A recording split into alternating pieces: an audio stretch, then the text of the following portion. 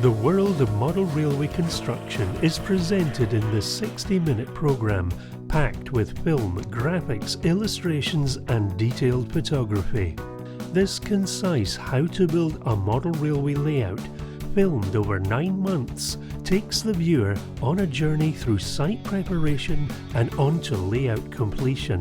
With such a vast range of products available, we take a look at track, trains and rolling stock that will help us to make informed choices that will start the planning process. We look at choosing the correct timber materials and construction methods for your baseboards.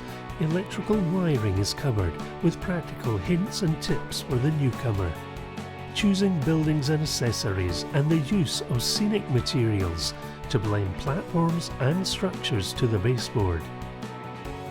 Learn how to build a viaduct drop section complete with water effects, trees and shrubs.